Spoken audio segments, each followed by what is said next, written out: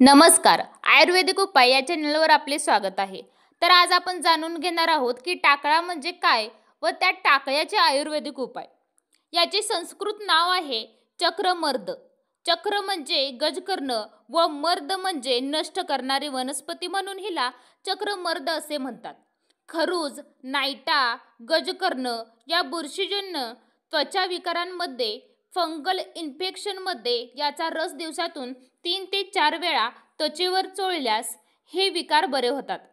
टाकळ्याचा रस अंगाला, विशेषतः पोट, कुल्ले, स्तन, गळा या भागांवर चोळल्याने किंवा पंचांगाचे पूर्ण वनस्पतीचे चूर्ण उठण्याप्रमाणे अंगाला रगडल्याने अनावश्यक मेद, चरबी न्यून होऊन शरीर सुडौल बनते. अधिक लाभासाठी प्रतिदिन सूर्यनमस्कार घालावेत. टाकळ्याचा रस आणि बेसन हे मिश्रण त्वचेवर चोळून लावावे.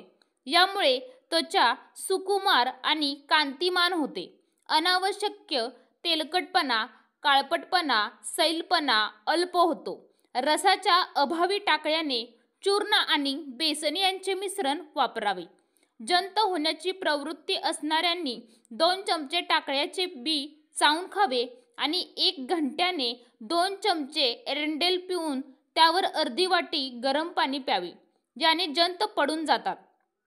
पुष्कळ खोकला येणे, छातीत कफ वाजत राहणे, दम लागणे, अंग जड लागणे, ग्लानी राहणे या अवस्थेत टाकळ्याच्या बियांचे 2 चमचे चूर्ण 4 कप पाण्यात उकळून 1 कप काढा करावा. काढा करताना त्यात तुळशीची 2 पाने आणि मिऱ्यांचे 2 दाणे ठेवून घालावे. हा काढा गरम असताना घोट घोट प्यावा. याने पांढरट फेसकट कफ पडून जातो.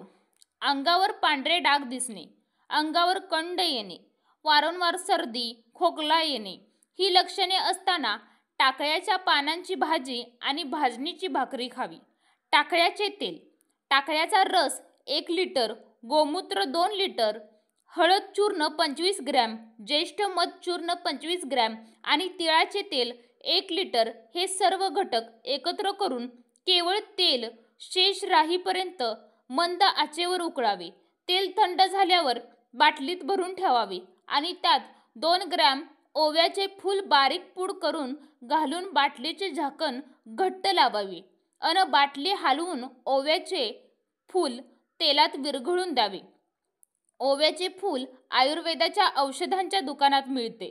ते न मिळाल्यास त्याऐवजी तेवढाच भीमसेनी कापूर वापरावा.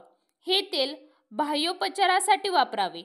सर्व प्रकारच्या त्वचाविकारात, विशेषतः ज्या त्वचाविकारात लस जास्त वाहने, ओलसरपणा आणि खाज ही लक्षणे असतील त्या विकारात हे अतिशय उपयुक्त आहे. योनी मार्गाची खाज तसेच त्याच्यातून येणारा चिकट स्त्राव यामध्ये या तेलात कापसाचा बोळा बुडवून तो रात्री झोपताना योनी मार्गात ठेवावा. आग, गरम पाणी, वाफ, विजेचा धक्का इत्यादींमुळे भाजून झालेल्या वर्णांमध्ये हे तेल अप्रतिम लाभदायक आहे. भाजलेल्या जागी पाणी लागू देऊ नये. खरचटणे, खोक पडणे इत्यादी या वर्णांच्या जखमांच्या प्रकारात हे तेल लावल्याने लाभ होतो. मेदाचे प्रमाण अल्प करण्यासाठी या तेलाने मर्दन मालिश करावी. परत बघा, या आहारात टाकळीच्या बिया कसा उपयोगी आहेत. बिया भाजून केलेली पूड कॉफीचा पर्याय म्हणून वापरता येते. हीच चव हुबेहूब कॉफीप्रमाणे लागते. कॉफीमुळे होणारे दुष्परिणाम या पुडीमुळे होत नाहीत.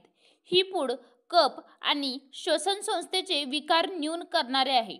त्यामुळे चहा किंवा कॉफी यांच्याऐवजी टाकळ्याच्या बीचे चूर्ण वापरणे आरोग्यासाठी लाभदायक आहे.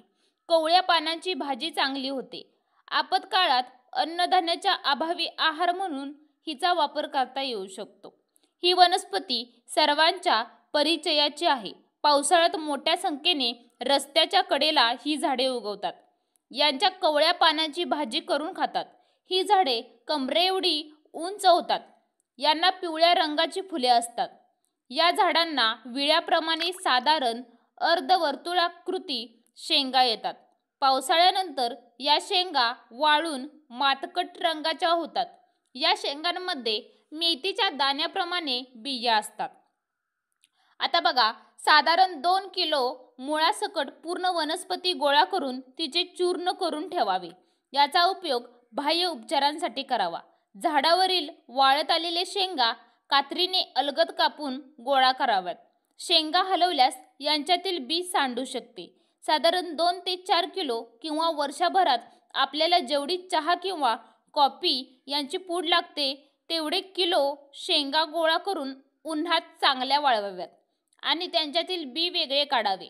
शेंगाची टरफले टाकून द्यावीत आणि बी उन्हात नीट वाळवावे. वाळवलेले बी कढईत मंद आचेवर भाजून ते थंड होत आल्यावर याचे चूर्ण बनवून ठेवावे. तेल बनवायचे असल्यास पुरेसा रस येईल एवढी मुळासकट पूर्ण वनस्पती गोळा करावी. पावसाळ्यात पाणी ताजे असताना जास्त रस निघतो.